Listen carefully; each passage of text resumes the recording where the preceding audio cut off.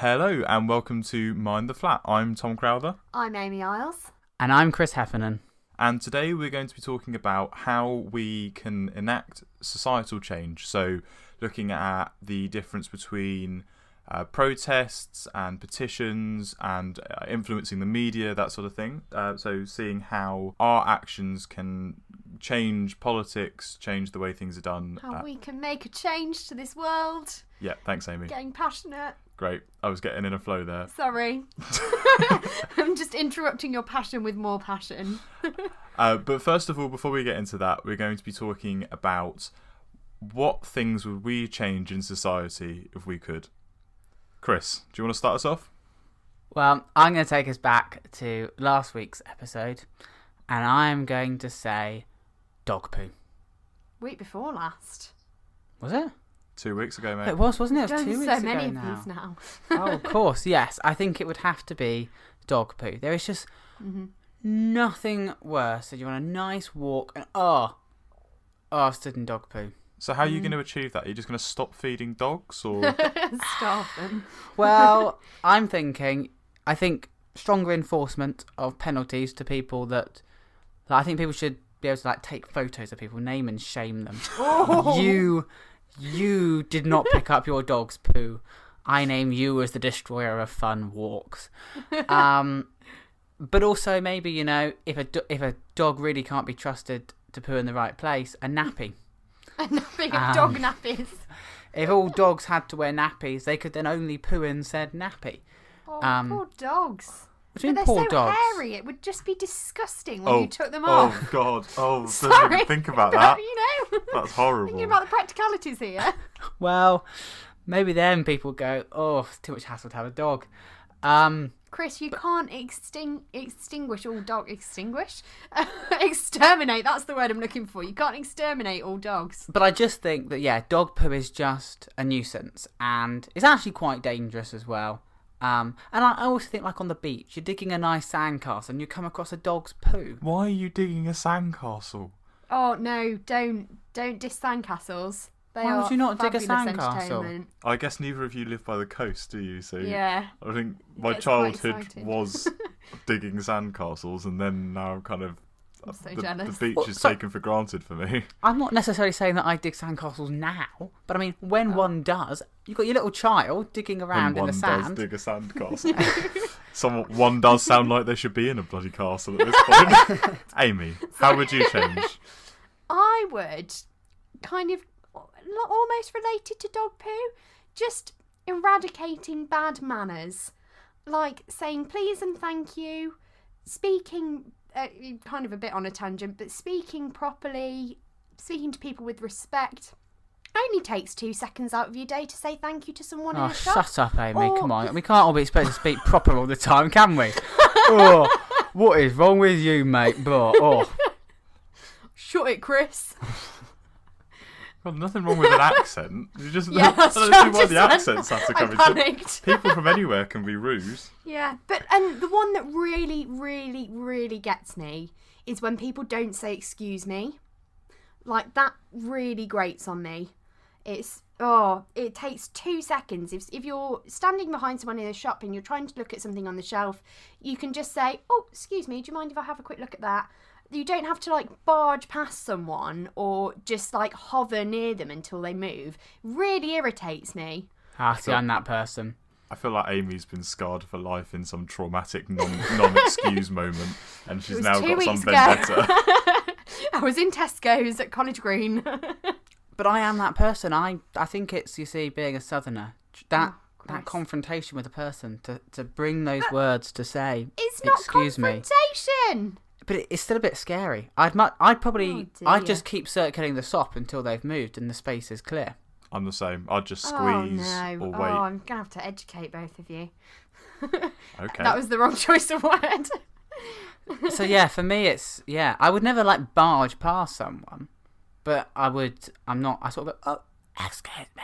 And the words sort of come out, but they don't quite. See, that's the thing, whenever I do it, it's it's a half-hearted attempt. I kind of go, excuse me. But even that, I find that better than someone just kind of hovering.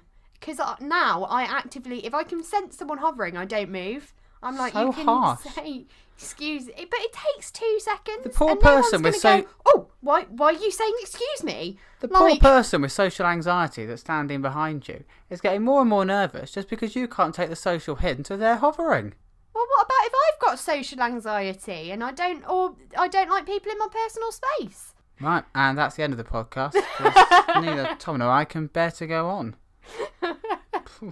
Go on then, Tom. What's your one? Slow walkers. Yeah. Just get rid of them. If they're slow, have a slow or a fast lane. I think our that other is necessary. I think our other flatmate suggested this the other day. Have one lane for fast people, one lane for slow people. And if you're dawdling up, or you're old, or whatever, or just slow generally, they can take the slow lane. Whereas us that actually want to get somewhere quickly, will go in the fast lane. Yeah. It's Yeah. just people that like to, or those that are on their phone, walking with their Yeah. face stuck to their phone. Oh, it winds me right up. So I'd change that in a heartbeat. Have you ever said excuse me to a slow walker? No, they don't deserve that. No, they aren't. I agree with you there. They are annoying. Oh, hypocrite. No, not necessarily. I'm with you there. They are just annoying. Boom, boom, boom. Mind the flat. Boom, boom, boom. Right, so let's get started with Amy. Amy, what are you talking about? So this week I'm going to be talking about protests and how protests can incite political change. I was listening to a TED Talk earlier by a guy called Zachariah Manfili, and he was talking about how protest is redefining democracy, particularly in Africa.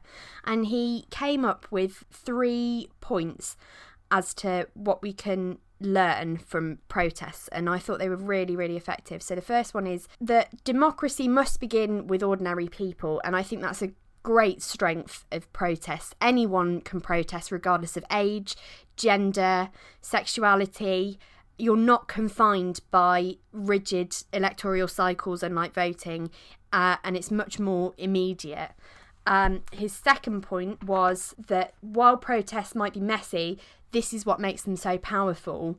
The fact that they cause disruption, the fact that they are an obstacle to everyday life, that is the point. And I think while people say, oh, but it just causes so much havoc, that is the point. That's how they cause change. And his final point was that protests allow new political imaginations to emerge, and especially with the younger generation, they can discover their own power. It allows these new ideas to come through very powerfully. So I think there's a lot of benefits to protesting, and it is, I think personally, it's one of the biggest ways that you can incite political change on a mass scale. Do you not, however, think that, yes, it causes a lot of disruption and that's the point, but then people can become sort of a bit disenfranchised to causes? For example, I think of the climate protests that have been going on in London the last couple of weeks. Yeah, the Extinction Rebellion. Yeah, I think that could some people become just sort of, oh, for goodness sake, what is wrong with people that I know it's important, it's a big issue, but you're actually starting to get on my whip now. Could you just jog on? And that then people sort of become sort of, there's animosity then growing amongst the everyday person towards these causes, as opposed to sort of getting behind them and supporting them. But I think that's outweighed by the kind of, what's the word I'm looking for?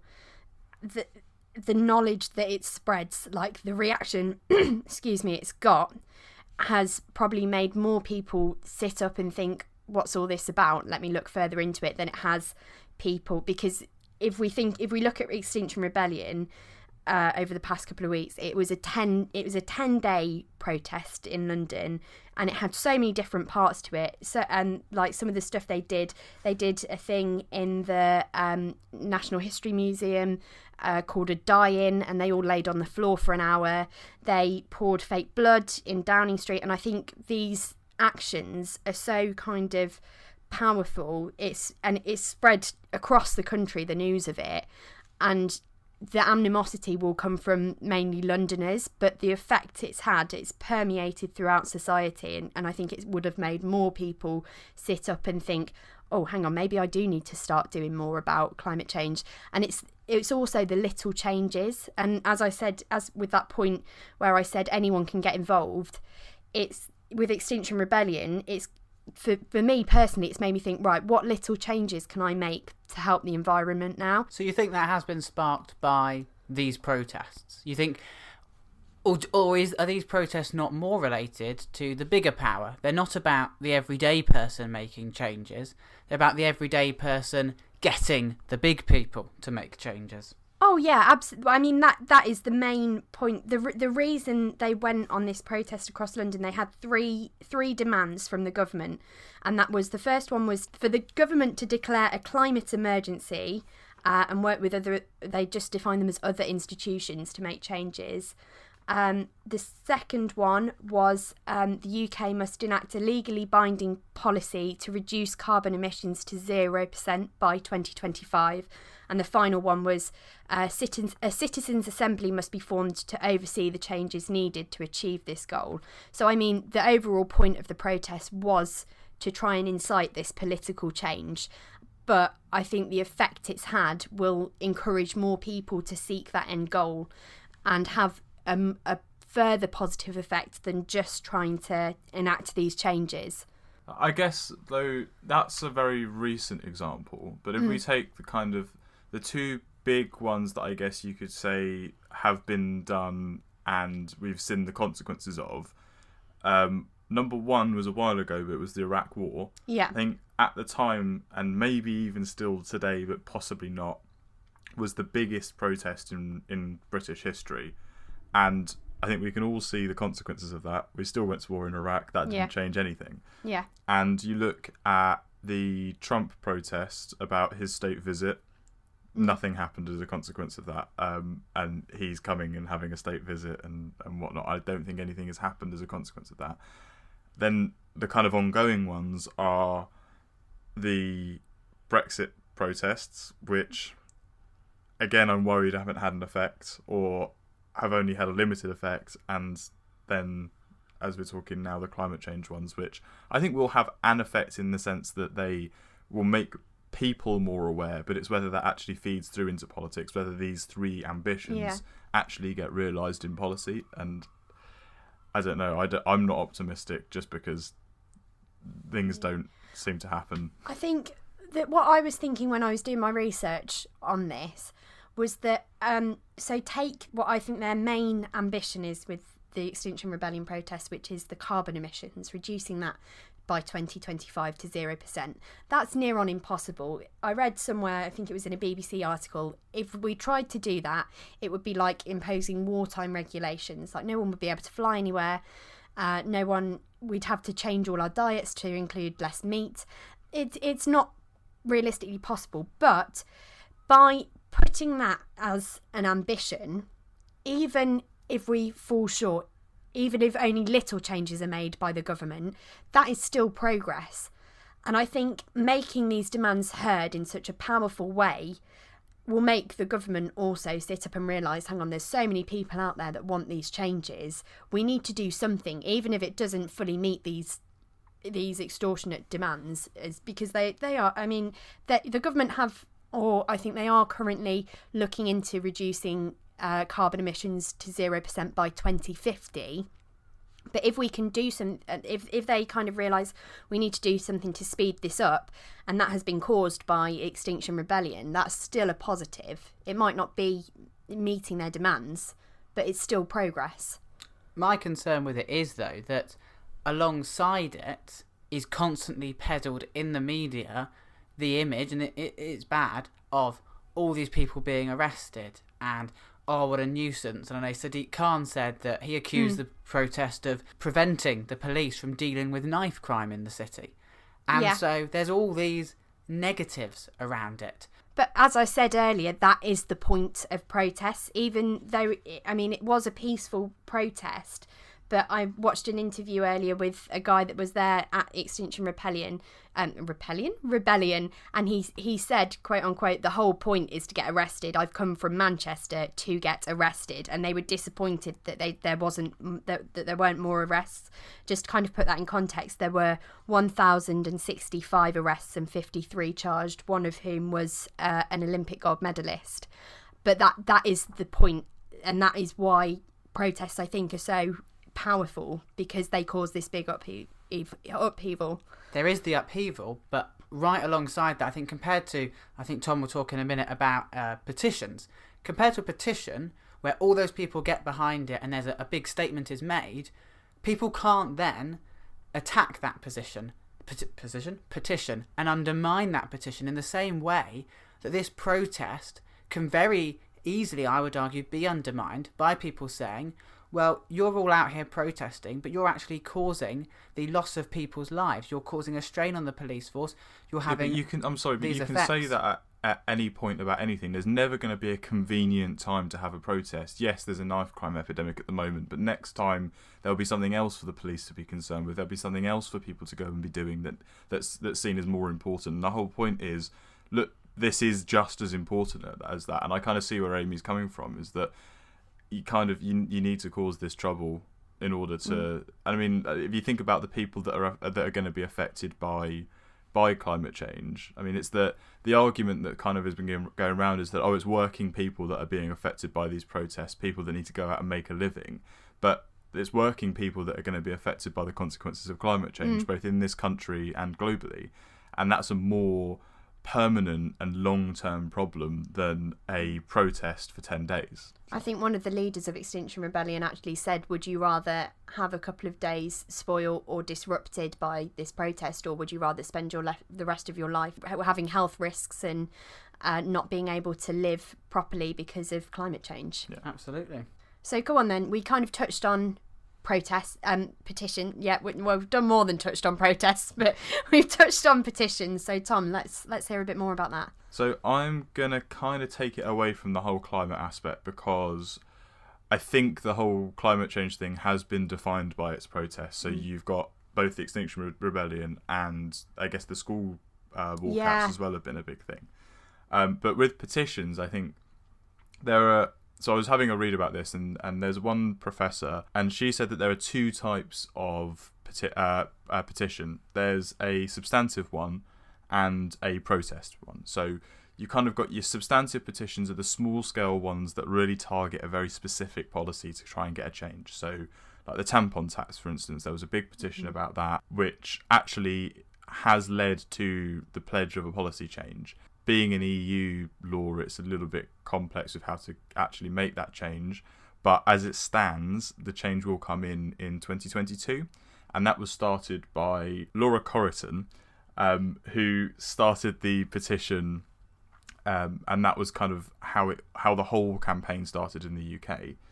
And then, as I said, there's the kind of protest petitions, which are less about making a very specific change, more about affecting public opinion. So we've got the Revoke Article 50 petition, the Don't Let Trump Come to the UK petition, like the big ones that we've seen, that people don't have any realistic expectation that there's going to be a change as a consequence of that in a direct sense, but hope that it's going to inform people about or make people feel that they can do something. Do you think that has as wide wider reach as protests, though, petitions? I think so, because more people can take part. I think there's a give and a take with the petitions. Is that more people can take part, but it's less intrusive. And so you get, if your aim is to get as many people as possible involved, a petition is probably the best way to go, because someone sat at home can sign that petition. Whereas if you live in a village in the middle of nowhere, it's more difficult. You can't just pop down to London to go to the big protest. Like, you kind of have to be geographically centred in that area and willing and able to give the time up to do that. But doesn't that then give protests an extra edge? That there's this, look, all these people have made this effort to come here. This must be something big, as opposed to, you clicked a button on your web browser. Yeah, but I think they have different purposes. And as I said, it kind of goes. The distinction is important. I think you probably wouldn't get a geographically centred protest about, for instance, there was a petition that went around that got over 100,000 signatures, which led to a law called Finn's Law, which was for protections for police dogs. It came about because someone stabbed a dog called Finn that was a police dog, and the defence was that he was acting in self-defence and therefore couldn't be charged for animal abuse. And so that changed the law. That led to a change in the law as a consequence of this petition, so that if you do end up attacking a police animal, then you will get charged for that. And this, I don't think this would have led to a protest. I can't imagine people marching through the streets of London for this law to be changed. But the fact that people across the country can sign this one petition that is centred on the internet, so it has that wide scale scope, that means that smaller policies can get changed in this way. Yeah, I suppose in that way petitions can target very, very specific areas, whereas protests do have to be kind of more encompassing in a way. That's why I think things like climate change and Brexit, things that affect the whole country or the whole world, for instance, yes, protests are going to be a better way of maybe changing things because you're going to be able to get that widespread footfall. Whereas for these things that maybe affect a certain amount of people, like there was one like medical related ones, so petitions to increase funding for particular medical research, like you're probably not going to get people as activisty about that. But to play devil's advocate again, how likely is it that petitions are acted upon? Because take, for example, the Donald Trump one, which wasn't ever really likely to, but it got so many signatures, didn't it? I think that's the thing, and that petition spread the word that led to the protest. And again, the protest didn't lead to anything. But for instance, if Donald Trump comes to the UK and sees millions of people marching in the street, he's not going to think, or the American media is going to report on that, and they're not going to think that he's the best thing since sliced bread. Yeah. Just a second, very though. clever. We don't think he's the most intelligent of people, do we? I mean, he might misinterpret their anger for... Oh, thank you.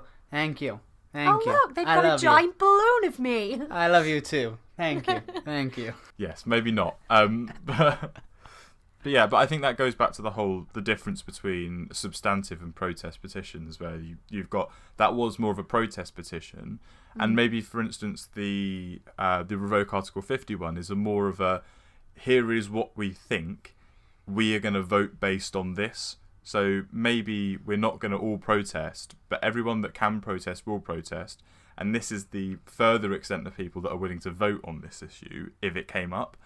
And I think that's more of an indication in that respect. Yeah. Go on then, Chris. Do you want to take over the debate and start talking about inciting media change? Well, inciting change with the media. I don't want to change the media. That's a whole other issue.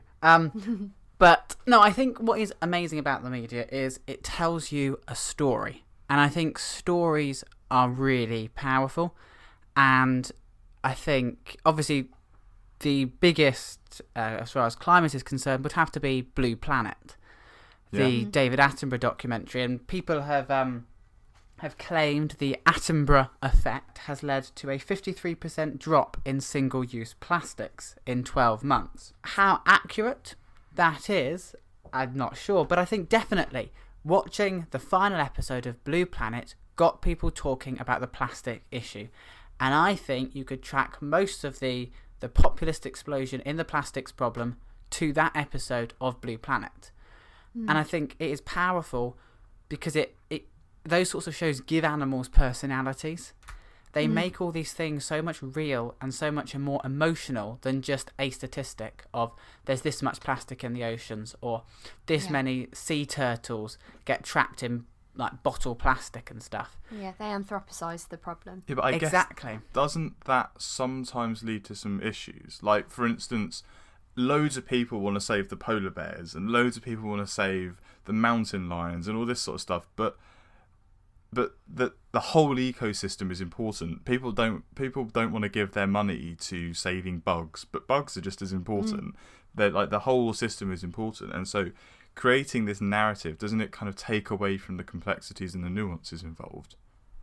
Yeah, I think that's definitely sort of the problems with sort of adoption agencies, where you sort of adopt your tiger and stuff. But doesn't Blue Planet kind of buy into that whole thing? In the I'm not saying it's necessarily a bad thing, but I don't think maybe it provides the whole story. It only provides a version of the story. Well, completely. And I know that problems have been raised with the idea that Attenborough said you cannot give people the full story because it just isn't entertaining TV.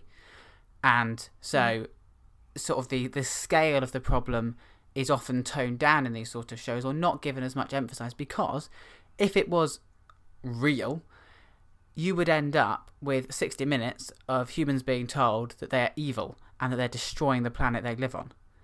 And people aren't going to watch that. So I think that's part of the thing is, if you're going to make people change, you sometimes do have to sell them a bit of a story. That's what we're like as humans, that you can't just shout things at us and tell us, this is wrong, you need to change. You've got to pull on those heartstrings. You have, yes, got to twist the story slightly, but that has an effect. People do end up caring.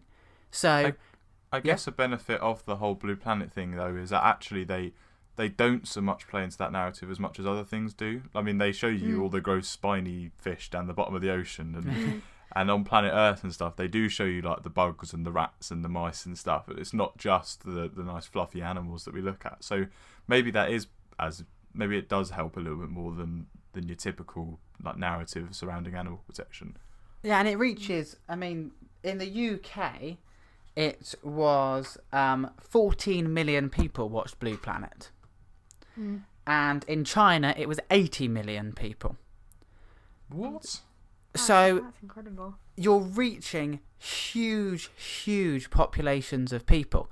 And I believe that Theresa May presented Xi Jinping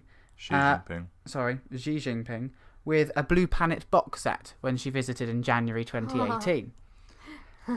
So it is used as this technique of informing people. It is a good way of educating people. And as we were having our discussion, I was thinking more widely about social change. I often find that I watch a TV show and it makes you think. It really gets you to think. I've just watched one called The Victim on BBC about a child murderer, and should their identity be public knowledge? Should they be continuously punished for what they did as that child? Are they the victim when they're attacked again, or is it not? Is this justice, so to speak? And it makes you think, because you're seeing a story, and it is dramatic. It is designed to take you on this journey with the characters. It really makes you think about those issues. And I think that sort of TV, film, even adverts, if they tell you this story, it can really get to people, and they think, oh, I want to do something about that, or oh, I'd never thought about that like that, and it can change the way you think.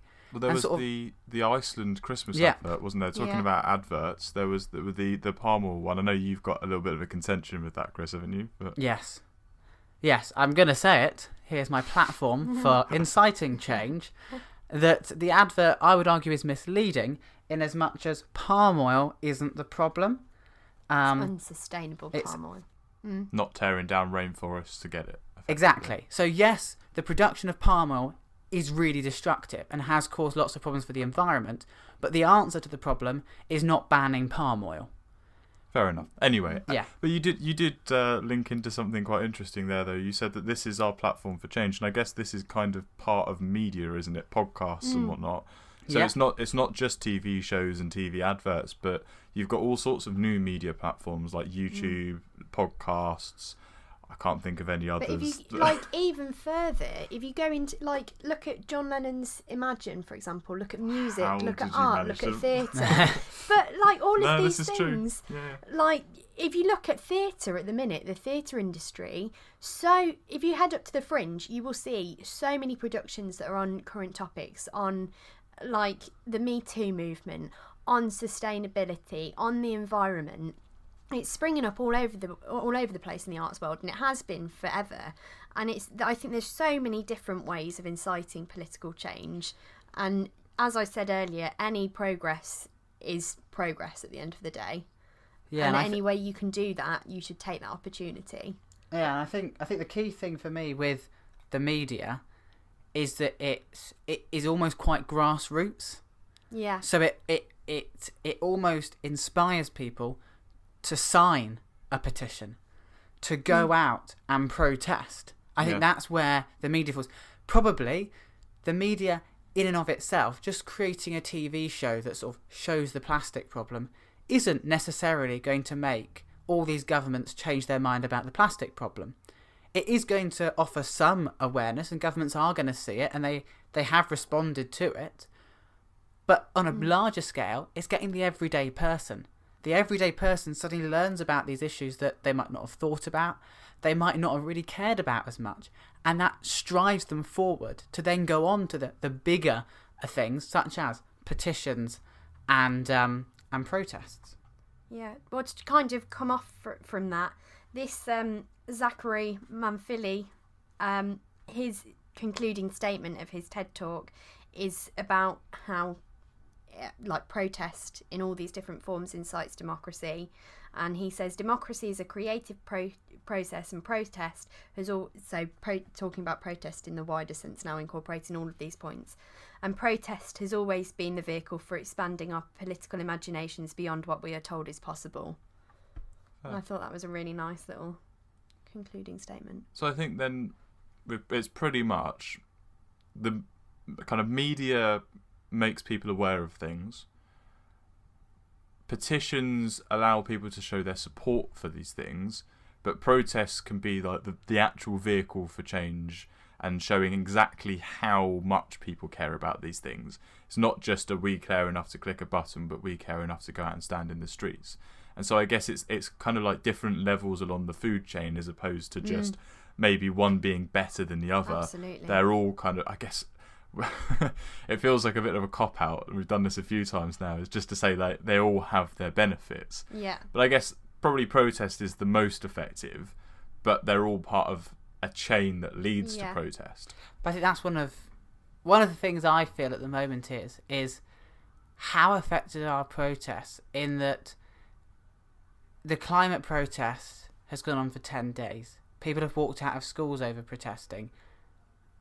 And what feels like it's what response is there? And I feel that you always want protests to have this change. And yeah, they are massive movements of democracy, but I almost feel it's quite sad that you think, oh, like I say, the news is going to report that Sadiq Khan has spoken out about knife crime. That isn't what this protest is about. And is there this sadness then in there that sadly these protests aren't sort of being taken as seriously as maybe they should be? But I think they are. You think they are? Yeah, absolutely. I think, and especially with Extinction Rebellion, and it's kind of, that's the culmination of, and I think it'd been going on before this point, and that was the culmination of people sitting up and realising we need to do something to save this planet, because I think I keep hearing that we've got 20 years left to sort climate change, to sort 12. Oh, I've got that wrong. Whoopsie. We've got 12 years left to sort out climate change, and something needs to be done. And that protest kind of headed it all up and showed that people are paying attention and spread it to even more people. Yes, they might not achieve those 3 aims they've set out to the government, but they're going to achieve other things. They're going to spread awareness. They're going to make people take reusable cups, reusable water bottles, knives and forks, to stop or to at least slow down this process that is going to end in our extinction, possibly. Sounds like Amy's about to go on a protest. Right, see you later guys, I'm going to London. Boom, boom, boom. Thank you very much for listening. And if you want to get in contact, you can find us on Facebook. We're Mind the Flat Podcast. On Twitter, we're at mindtheflat_pod. And Instagram at mindtheflat_podcast. And if you want to respond to anything we've said in this episode, or suggest a topic for another week, you can head to our Reddit. That's r/mindtheflat. Or alternatively, you can drop us an email at mindtheflatpodcast@gmail.com.